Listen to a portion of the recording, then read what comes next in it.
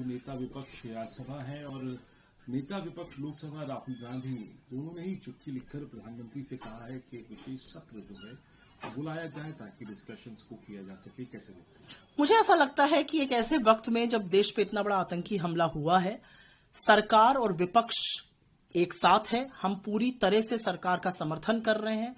जो भी कार्रवाई सरकार करती है हम उसके साथ हैं और ऐसे में हम चाहते हैं और हमारे लीडरशिप ने जो चिट्ठी लिखी है वो बिल्कुल ठीक लिखी है कि संसद का स्पेशल सत्र बुलाया जाए, जिससे पूरे विश्व में, इस देश के हर कोने कोने में, मृतकों के परिवारों में, हर किसी के मन में जिसके मन में संशय या डर है या जरा सी भी तकलीफ है, उनके मन में ये मैसेज जाए कि पूरा विपक्ष और पूरी सरकार एक साथ खड़ी है आतंकवाद के खिलाफ और हम अपने दुश्मनों को नाको चने चबवाएंगे।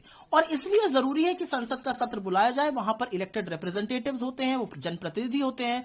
लोगों तक ये संदेश जाए कि आतंकवाद के खिलाफ ये देश एकजुट है और हम पूरी शिद्दत से अपने देश विरोधी ताकतों के खिलाफ लड़ेंगे। अब इसके अलावा जो है हेमंत बिस्वा शर्मा ने एक बार फिर गौरव गोगोई पर अटैक किया, कहा कि उनके पास पूरे एविडेंस है कि वो पाकिस्तान गए, नेपाल गए कैसे और उनके करीबी लोग जो है वो गए और ये सारे एविडेंस समय पर सामने भी रखेंगे। हेमंत बिस्वा शर्मा जिस तरह की राजनीति करने पर उतर आए हैं वो निहायत ही घटिया और सस्ती राजनीति है। आप अगर राजनीति में, क्योंकि आपके ऊपर तमाम आरोप और आक्षेप लग रहे हैं भ्रष्टाचार के, आपका पूरा परिवार भ्रष्टाचार में लिप्त पाया जा रहा है, तो आपको लगता है कि आप शालीनता और मर्यादा की हर सीमा लांघकर किसी और के परिवार को, किसी और की पत्नी को इस कीचड़ में घसीटेंगे। आपने एसआईटी सेटअप करी है, दूध का दूध और पानी का पानी हो जाएगा। फिर क्या हेमंत बिस्वा शर्मा रिजाइन करेंगे? फिर वो इस्तीफा देंगे असम के मुख्यमंत्री पद से? मैं ये जानना चाहती हूँ। जो वो गंदी सस्ती राजनीति कर रहे हैं वो एक मुख्यमंत्री को शोभा नहीं देती है, लेकिन हेमंत बिस्वा शर्मा बहुत सी ऐसी अशोभनीय हरकतें करते हैं।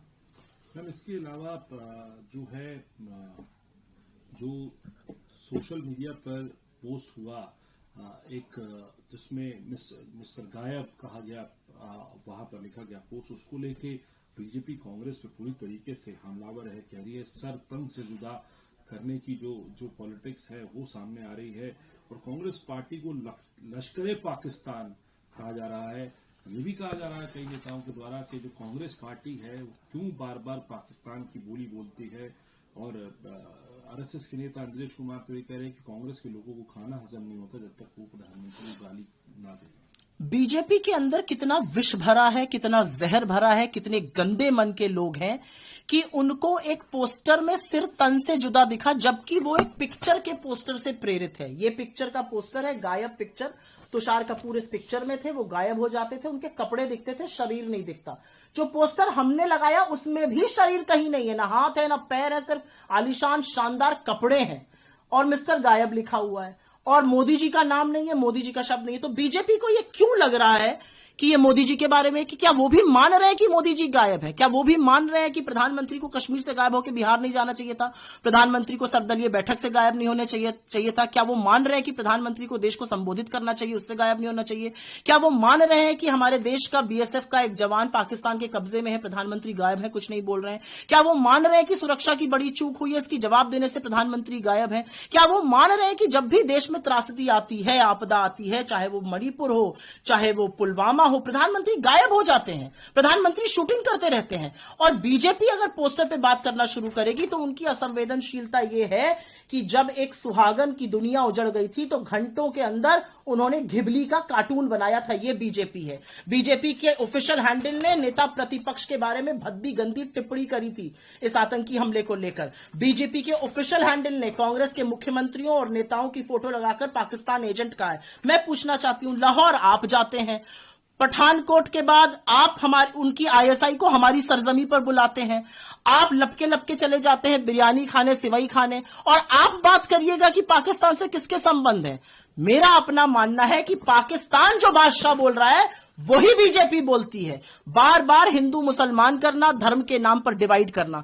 हमने कहा है हम पूरी तरह से सरकार का समर्थन कर रहे हैं, लेकिन कुछ सवाल है जो सरकार से पूछे जाएंगे, और जो लोग सवाल पूछ रहे हैं सरकार उनको चुप कराने में लगी हुई है।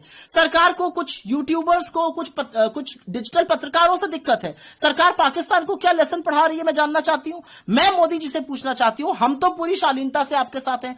हम तो आपकी तरह 2008 में जैसे आप ताज होटल पहुंच गए थे और वहां पर आपने बड़ी बड़े भाषण देने शुरू कर दिए थे, कोई भी आपने सहृदयता नहीं दिखाती, हम तो वो बिल्कुल नहीं कर रहे हैं। आप कॉर्बेट पार्क में, मुझे आज भी याद है 14 फरवरी 2019 पुलवामा का यह आतंकी हमला, आप कॉर्बेट में शूटिंग करते रहे, और ये हम नहीं कह रहे हैं, ये आपके तत्कालीन राज्यपाल ने कहा था।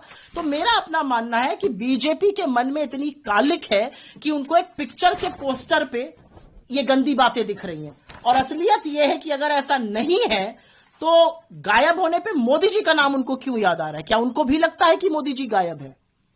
Number last question for you. How do you see there was a picture posted on X now the BJP is saying on from the official platform to the Congress party is लश्कर पाकिस्तान, लश्कर कांग्रेस जो है, कांग्रेस इस तरीके की is a party like this and they are targeting the Congress party saying that they are saying that सब तन से जुदा post is being posted by the Congress party and why they support Pakistan, and some of the leaders from the RSS are saying Indiresh Kumar has said that they cannot digest food without abusing Prime Minister Modi.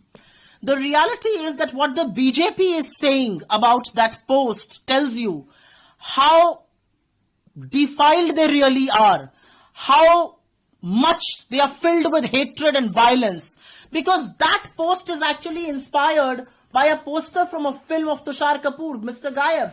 In this movie, he used to be Gayab. He used to disappear. You cannot see any body part. You cannot see any hands, legs. Why are they thinking about Tan Se Juda? The poster that we have put out also has no body part. It has no hands, no legs. Why is the BJP thinking that's Mr. Modi? That's the first question I would want to ask. We are saying disappear.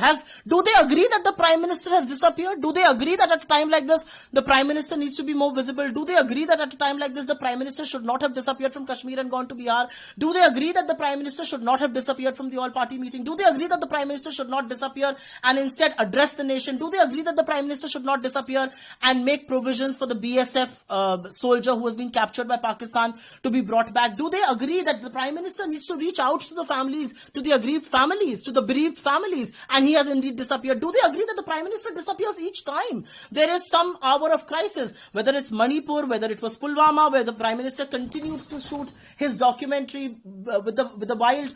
And this is not what I am saying, this is being said by his then governor. The reality is that the most insensitive posts have been done by the BJP. Within hours of the Pahalgam attack, the BJP's official handle tweeted this, which is a picture of a woman who had lost her 4-day-old husband in this terror attack. The reality is that the BJP used the picture of the leader of the opposition, its official handle, to make some very, very disgraceful remarks regarding the terror strike. The BJP continues to use pictures of our leaders, our chief minister, and calls them Pakistan agent. If I want to politic, I will ask, what was Mr. Modi doing in 2008 in front of Taj Hotel when 26/11 had happened? I will ask, why did the Prime Minister not stop his shoot? I will ask, why did the Prime Minister in 2013 call the army weak? I don't want to politic. I think our leadership has taken a very concerted call. But the reality is that there are certain questions in the minds of people, and we will voice those questions as a responsible opposition. With all due respect, instead of fighting Pakistan, instead of teaching them a lesson, you are actually fighting with YouTubers and digital journalists because they are raising questions. Is this what we have come to? I mean, I don't get it.